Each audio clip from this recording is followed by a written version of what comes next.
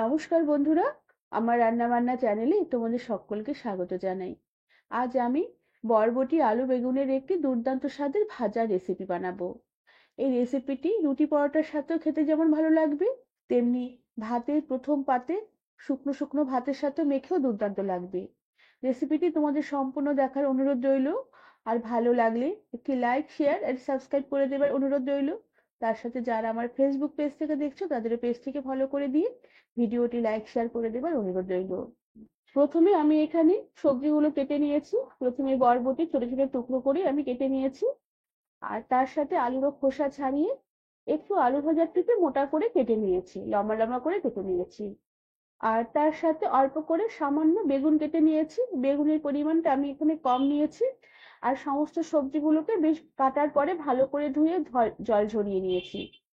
এবার আমি একটি সসপ্যান গ্যাসে বসিয়ে দিলাম, আর তাতে অল্প পরিমাণে জল দিয়ে দিলাম। জল দেওয়ার পরে আমি কেটে রাখা আলু আর বরবটিগুলোকে জলে দিয়ে দিলাম। বেগুনগুলোকে আমি এবার দেবো না, বেগুনগুলোকে রেখে দিয়ে বরবটি আর আলুগুলোকে দিয়ে দিলাম। সবগুলো কেটে রাখা আলু আর বরবটি জলের মধ্যে দেবার পরে বেশ ভালো করে জলের মধ্যে সবজিগুলোকে নেড়ে চেড়ে দেবার পরে আমি অল্প পরিমাণে একটু নুনের ছিটে জলে ছড়িয়ে দিলাম। এবার ঢাকা দিয়ে রেখে এই সমস্ত কিছু একটু ফুটিয়ে নেব আর একটু ভাপিয়ে নেব। এতে সবজিগুলো যেমন তাড়াতাড়ি রান্নাও হবে, আর বরবটি ভাজার পরে চিপসে যায়। এভাবে একটু জলে ভাপিয়ে নিলে আগে, তারপরে ভাজা করলে বরবটিগুলো তেলে দেওয়ার পর চিপসাবে না, আর সবজির কালারটাও বেশ ভালো থাকবে। এভাবে কিছুক্ষণ ঢাকা দিয়ে রেখে আমি ভাপিয়ে নেবার পরে ঢাকনা খুলে দিলাম। এরপরে আমি গ্যাসের আঁচ বন্ধ করে দেব। বন্ধ করে দিয়ে আরো কিছুক্ষণ এভাবে ঢাকা দিয়ে রেখে দেওয়ার পরে আমি সমস্ত বরবটি আলুগুলোকে বেশ ভালো করে একটু ছাঁকনিতে ছেঁকে জল ঝরিয়ে নেব। এরপর গ্যাসে একটি পরিষ্কার কড়া বসিয়ে তাতে পরিমাণ মতন তেল দিয়ে তেল বেশ ভালো করে গরম করে নেবার পরে প্রথমে আমি কেটে রাখা বেগুনগুলোকে ভেজে নেব। এর জন্য তেলে বেগুনগুলোকে দিয়ে দিলাম। এবার বেগুনগুলোকে একটু নেড়ে চেড়ে নেবার পরে বেগুনে দিয়ে দিলাম সামান্য পরিমাণে একটু নুন, আর তার সাথে সামান্য পরিমাণে একটু হলুদ গুঁড়ো। নুন আর হলুদ গুঁড়ো বেগুনে সামান্যই দিলাম। এরপরে বেগুনগুলোকে ভাজবো, এতে বেগুনগুলোর কালার বেশ ভালো হবে। বেগুনগুলোকে এবার কিছুক্ষণ একটু নেড়ে চেড়ে নেবো আর হালকা করে ভেজে নেব। সমস্ত বেগুনগুলো বেশ ভালোভাবে ভাজা হয়ে গেলে এবার বেগুনগুলোকে আমি কড়া থেকে বেশ ভালোভাবে তেল ছেঁকে উঠিয়ে রেখে দিলাম। এরপর কড়ার ওই তেলে আমি কিছুটা পরিমাণে কালো জিরে ফোড়ন দিলাম। এবার ফোড়নের কালো জিরে কিছুক্ষণ একটু নেড়ে চেড়ে নেব। ফোড়নের সুন্দর একটা সুগন্ধ বেরোলে আমি খানিকটা আদা আর খানিকটা রসুন থেতো করে রেখেছিলাম, সে থেতো করা আদা আর রসুন ফোড়নে দিয়ে দিলাম। এবার আদা রসুন তেলের মধ্যে কিছুক্ষণ নেড়ে চেড়ে নেব। তবে খেয়াল রাখতে হবে আদা রসুন যেন বেশি পুড়ে না যায়। আদা রসুন পুড়ে গেলে তখন খেতে অতটা ভালো লাগবে না। আদা রসুন ফোড়নের সুন্দর একটা সুগন্ধ বেরোলে এবার আমি ভাপিয়ে রাখা বরবটি আলুগুলোকে তেলে দিয়ে দিলাম। এবার বরবটি আলুগুলো তেলের মধ্যে কিছুক্ষণ একটু নেড়ে চেড়ে নেব। আর কিছুক্ষণ ঢাকা দিয়ে ঢাকা খুলে রেখে বরবটি আলুগুলোকে আমি একটু হালকা করে ভাজা করে নেব। বরবটি আলু ফোড়নের সাথে সামান্য একটু ভাজা ভাজা করে নেবার পরে আমি দিয়ে দিলাম নুন, আর তার সাথে দিয়ে দিলাম অল্প পরিমাণে হলুদ গুঁড়ো। নুনের পরিমাণটা এখানে বুঝে দিতে হবে, কেননা বরবটি সেদ্ধ করার সময় সামান্য নুন দিয়েছিলাম, আর বেগুন ভাজার সময় অল্প করে একটু নুন দিয়ে বেগুনগুলো ভেজে নিয়েছিলাম। আর তার সাথে দিয়ে দিলাম সামান্য পরিমাণে একটু ধনের গুঁড়ো, আর তার সাথে দিয়ে দিলাম সামান্য পরিমাণে একটু লাল লঙ্কার গুঁড়ো। আর তার সাথে একটা কাঁচা লঙ্কা চেরা দিয়ে দিলাম। ঝালের পরিমাণটা তোমরা তোমাদের নিজেদের রুচি অনুযায়ী দেবে।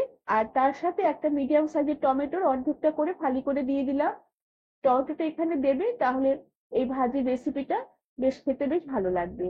এরপরে ভাজা বেগুনগুলোকে দিয়ে দিলাম। এবার সমস্ত মশলার সাথে বরবটি আলু ভাজা বেগুন বেশ ভালো করে একসাথে নেড়ে চেড়ে মিশিয়ে নেব। আর কিছুক্ষণ একটু হালকা করে ভাজা ভাজা করে নেব। আর এর জন্য একটু ঢাকা দিয়ে রেখে রান্না করে নেব। এতে টমেটো গুলো একটু গলবে, আর টমেটোর যে রস আছে রসটা বেরিয়ে সবজিগুলোকে আরো নরম করবে, মশলাগুলোকে একটু ভিজতে দেবে। কিছুক্ষণ এইভাবে ঢাকা দিয়ে ঢাকা খুলে রেখে আমি সমস্ত বরবটি আলু বেগুনগুলোকে নেড়ে চেড়ে হালকা করে ভাজা ভাজা করে নিয়েছি। মশলার সাথে সমস্ত সবজিগুলো বেশ ভালোভাবে ভাজা ভাজা হয়ে এসেছে। তবে সবজিগুলোকে একটু সেদ্ধ করে নিতে হবে, নাহলে সবজিগুলো সামান্য একটু গোটা গোটা দেখাচ্ছে। এর জন্য অল্প পরিমাণে হাতের কষে 2 কোষ জল দিয়ে দিলাম। জলের পরিমাণটা খুবই সামান্য দিতে হবে, জল বেশি দেওয়া যাবে না। জল দিয়ে বেশ ভালো করে নেড়ে চেড়ে নিয়ে এবার গ্যাসের আঁচ কম করে দেব, আর ঢাকা দিয়ে রেখে লো আছে সমস্ত সবজিগুলোকে কিছুক্ষণ আমি রান্না হতে দেব। কিছুক্ষণ ঢাকা দিয়ে রেখে রান্না করে নেবার পরে ঢাকনা খুলে দিলাম। সবজির জল বেশ অনেকটাই শুকিয়ে এসেছে, তবে যেটুকু জল আছে নাড়তে নাড়তে সেটুকু জল আমি শুকিয়ে ফেলবো। আর সবজিগুলো বেশ অনেকটাই নরম হয়ে এসেছে, আলুও নরম হয়ে গেছে, বরবটি আলু আর বেগুনও বেশ অনেকটাই মজে এসেছে। এবার কিছুক্ষণ একটু নেড়ে চেড়ে নেবার পরে স্বাদের ব্যালেন্সের জন্য অল্প করে একটু চিনি ছড়িয়ে দিলাম। চিনিটা এখানে একটু দিতেই হবে, তাহলে তরকারিটা বা ভাজাটা খেতে বেশ ভালো লাগবে। এবার সমস্ত কিছু বেশ ভালো করে নেড়ে চেড়ে নেব, আর একদম জল শুকিয়ে আসা অবধি সবজিগুলোকে ভাজা করে নেব। সবজির জল শুকিয়ে গিয়ে একদম যখন তেল ছাড়তে শুরু করবে আর কড়ার তলায় বেশ একদম ভাজা ভাজা হয়ে আসবে, এরকম অবস্থায় কিছুক্ষণ রান্না করে নেবার পরে সবকিছু উপর থেকে একটু ধনেপাতা কুচি ছড়িয়ে দিলাম। এতে বরবটি আলু বেগুনের ভাজা রেসিপির স্বাদ অনেকটা বেড়ে যাবে। আবার ধনেপাতা কুচি দিয়ে ছড়িয়ে দেবার পরে বেশ ভালো করে নেড়ে চেড়ে নেব। এরপরে গ্যাসের আঁচ বন্ধ করে দেবো, ঢাকা দিয়ে রেখে কিছুক্ষণ স্ট্যান্ডিং টাইমে রেখে দেবো। এতে সবজিগুলো আরো খানিকটা মজবে আর ধনেপাতার গন্ধটা সবজির মধ্যে অ্যাবজর্ব করবে, ভাজিটা খেতেও বেশ ভালো লাগবে। কিছুক্ষণ ঢাকা দিয়ে রেখে দেবার পরে ঢাকনা খুলে দিলাম। এবার আমি এই আলু বেগুন আর বরবটি ভাজা রেসিপিটি সার্ভ করে দেব। বন্ধুরা, রুটি পরোটার সাথে খাবার জন্য অথবা গরম ভাতে খাবার জন্য এভাবে বরবটি আলু বেগুনের ভাজা রেসিপিটি তোমরা সহজেই করে নিতে পারবে। রেসিপিটি তোমাদের কেমন লাগলো আমাকে তোমরা কমেন্ট করে জানাবে। আর ভালো লাগলে একটি লাইক শেয়ার আর সাবস্ক্রাইব করে দেবার অনুরোধ রইল। তার সাথে পাশে থাকা বেল আইকনটি প্রেস করে দেবে, যাতে আমার সব নতুন ভিডিও নোটিফিকেশন সবার আগে তোমাদের কাছে পৌঁছে যাবে। আজ তাহলে আসি, পরের বার একটি নতুন করে রেসিপির সঙ্গে দেখা হবে। ধন্যবাদ বন্ধুরা।